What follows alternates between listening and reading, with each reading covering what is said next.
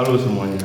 Jadi pada kesempatan kali ini saya akan mencoba mereview salah satu buku yang beberapa waktu lalu saya beli, yakni ASN Juga Bisa Agile. Nah, kenapa saya tertarik membeli buku ini? Karena saya tertarik bagaimana sih bisa sebenarnya dunia ASN yang sangat birokratis itu bisa mengadopsi agile, terutama framework Scrum itu dengan baik gitu. Nah, ternyata saya baca-baca, ada beberapa hal yang membuat development dengan berbasis Scrum framework ini bisa berjalan dengan baik. Nah, kita akan ulas itu satu-satu. Nah, yang pertama adalah di dalam buku ini dijelaskan bahwa dukungan dari para pejabat di lingkungan DJP atau Direktorat Jenderal Pajak ini sangat concern terhadap pengembangan IT.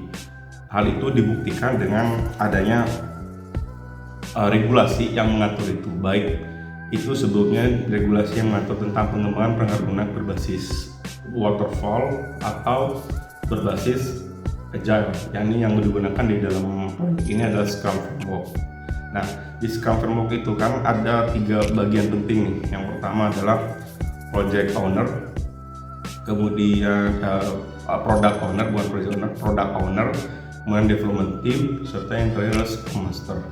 Nah, ketiganya ini harus saling memahami dan juga bisa bekerja dengan prinsip Scrum Framework itu, yakni on time dan on budget. Nah, kalau memang teman-teman berminat untuk belajar lebih jauh tentang basic atau dasar terkait dengan Scrum Framework ini, saya sarankan sih untuk membaca buku ini, bunyinya yang ditulis oleh Jeff Sutherland tentang Scrum. Nah, di sini cukup lengkap dari awal sejarah mengapa Scrum itu lahir dan juga kemudian sukses dipakai. Nah, kembali lagi kepada buku ASN Juga Agile. Yang pertama tadi,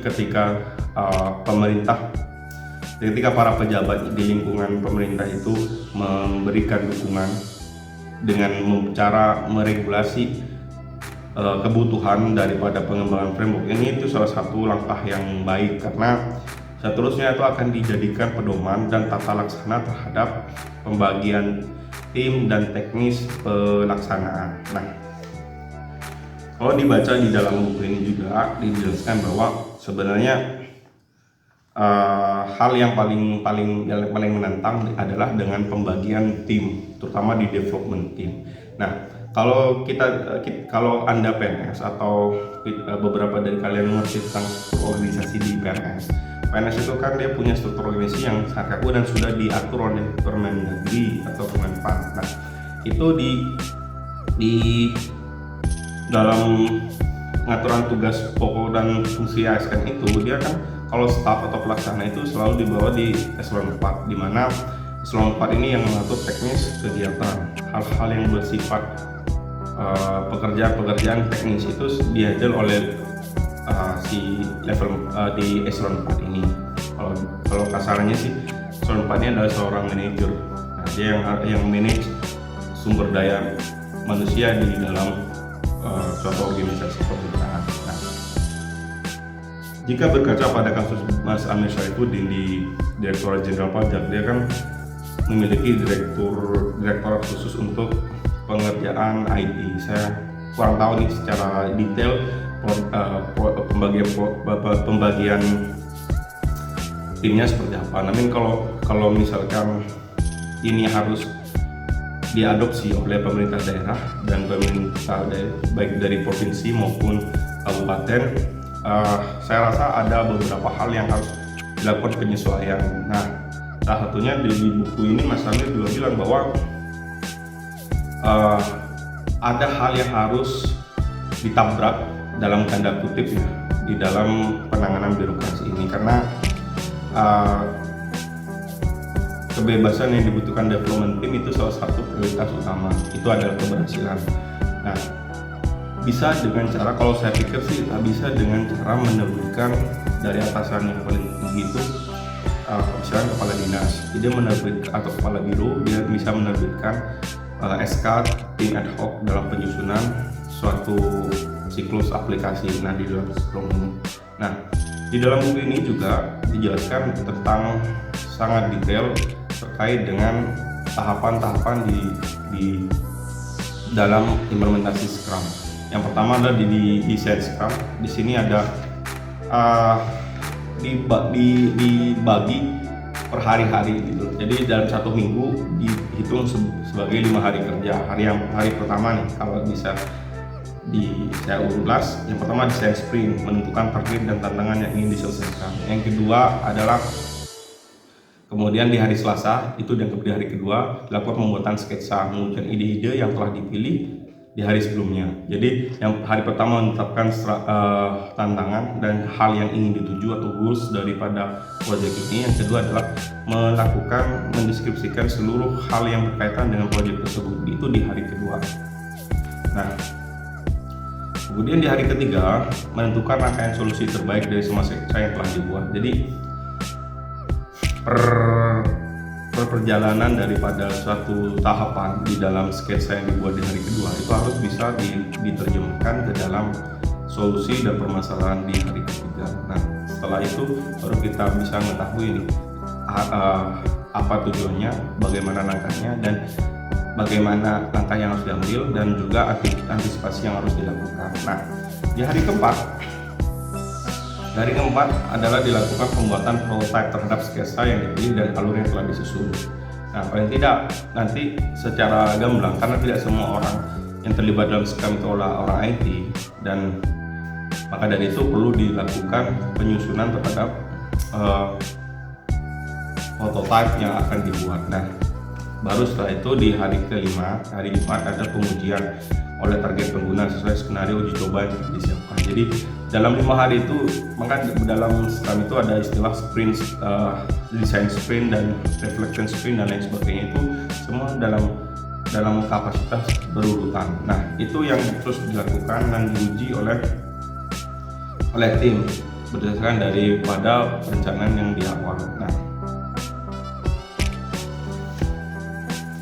oke. Jadi itu yang didapat di dalam buku ini. Nah, lebih kepada bagaimana permasalahan agile itu bisa dilakukan apa tidak di dunia SN, ya tergantung dari dukungan pimpinannya juga. Nah, dengan adanya dukungan dari pimpinan, maka tujuan yang pertama kali kenapa adanya siklus sprint atau juga dan penerapan agile atau Scrum framework ini bisa berhasil, ya itu juga kembali lagi ke situ. Jadi kalau misalkan teman-teman tim sudah mempunyai dasar untuk bergerak lebih dinamis, katakanlah seperti itu bisa melakukan penghematan, melakukan pekerjaan dengan lebih baik.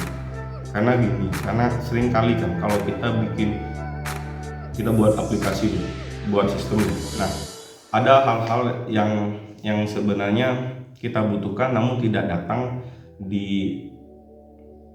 muncul di awal ketika perencanaan itu dibuat, karena mungkin tim yang terlibat itu tidak langsung dari internal kita, melainkan langsung kita gunakan dari pihak ketiga.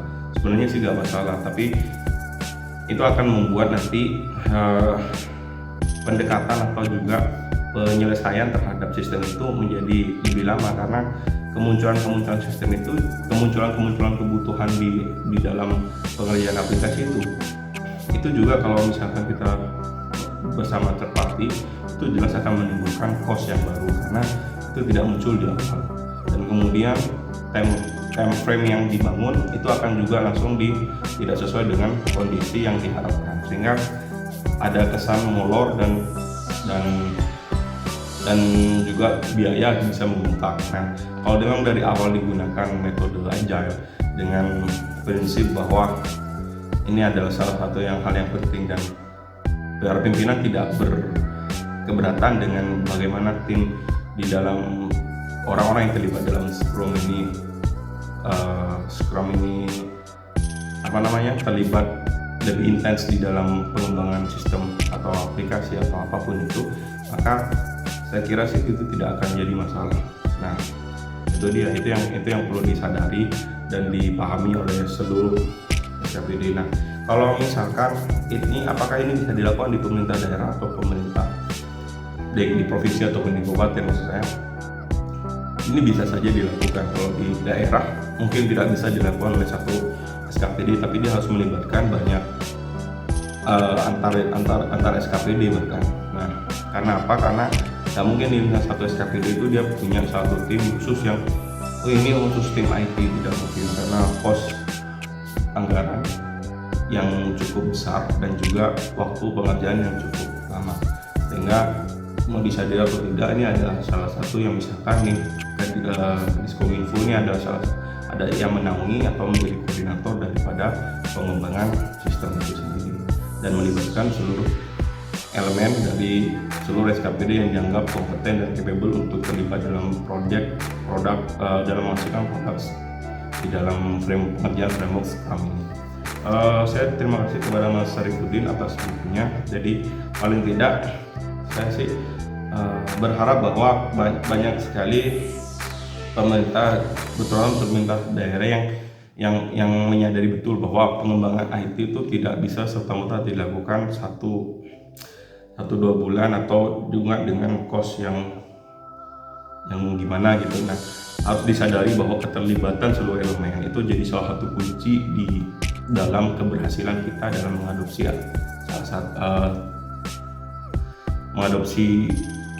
suatu teknologi.